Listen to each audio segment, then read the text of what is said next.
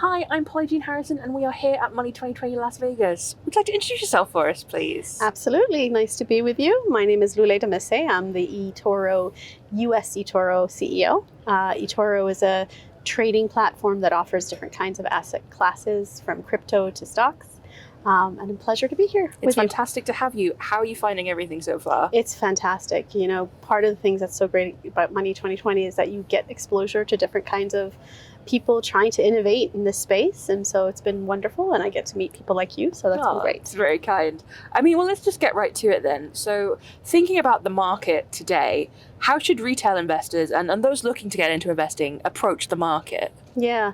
So I think it's, this has been a real learning lesson. The market's been doing a lot of teaching this year of people. And so I think there's things to take from that lesson. For those that were in it, we've seen a tremendous level of resiliency, which is good. That's lesson one, is like really know yourself, but then also steel yourself for some resiliency so you can get the lessons out of it. But generally speaking, try to start small. Try to invest in things and practice. The art of practice is really important. At Etoro, we have a virtual trading platform that allows you to trade in the same manner as you would in your own account, but it's all practice. And practice for something complex as trade investing is a really important thing. So practice, practice, practice. Yeah, absolutely. And it's interesting you mentioned learning there. How and I guess why is it so important to have these sort of learning opportunities? And why is it important as well for people to provide those educational opportunities, especially with investing maybe cooling off a little bit since the market's so volatile? Yeah. And what's interesting is that it has cooled off in terms of people keeping their money on the side a little bit. Some of it is still, 50+% of our investors are holding, but they're keeping powder on the side just in case the market sort of returns. In fact, they've told us around 79% of them said they intend to invest some or more in the next few months, right? If, from a retail perspective, it's important for people to know it takes about 90 days for the market to actually, once it finds its bottom, to come back, right? So the moment can escape you fairly fast. And so from my perspective, what's really exciting about platforms like ours is the social aspect of it. And so what we find is that people have disintermediated what I would consider to be sort of institutions and experts, and are really finding common ground and learning from communities. So in our case, it's a social feed. And our recent surveys tell us like over 70% of people say that they want to get ideas from other people. And then they say overwhelming 80% of them say they actually trust it more when it comes from these community sort of like-minded folks. And so the learning has become a vertical exercise rather than like a parental professorial exercise alone, which I think is a different dynamic to what's happening in investing. Yeah, absolutely. And then harking back to this kind of volatility in the market, how do you reassure investors that to stay resilient through these tough market conditions? How can we help that? Yeah, it's not that dissimilar to what we do in life in general for other people when it comes to tough times. I've lost the word reassurance from my vocabulary because I actually think it gives false comfort.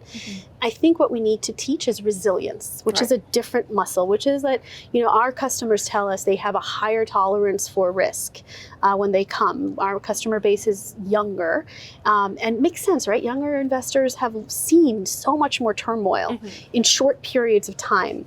And so I think it's less about reassurance and more about like encouragement and teaching tools of resiliency.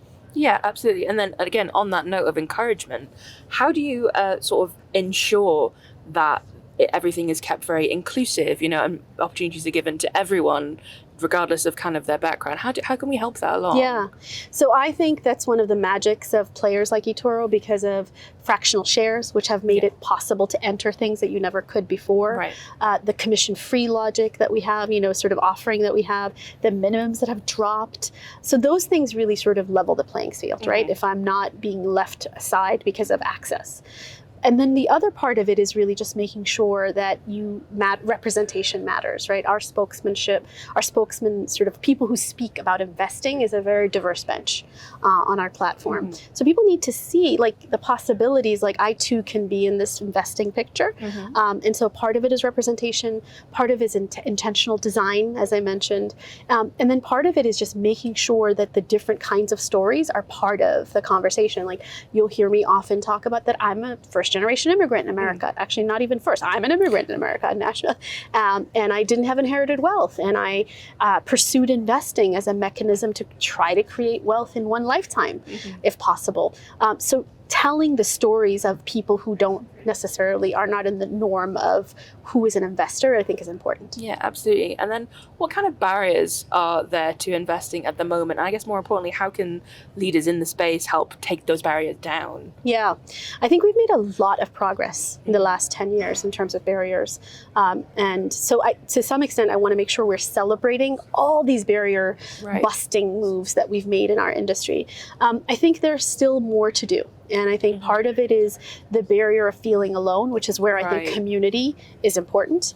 And knowing that people who look like you, think like you, and also who don't think like you can be in a community of conversation about investing. I think the more you can take the nervousness out of it, which is really dialogue and learning and practice, right? I think the more the barriers become less. There are less barriers that are actual nowadays. In other words, it's fractional shares. They're commission free. You can open an account with literally nothing. Now it becomes, what are the behavioral barriers that we can unbundle? And I think part of that is that community learning that comes with it. Amazing. Well, thank you so much for your time today. It's been so great to chat. It's fantastic.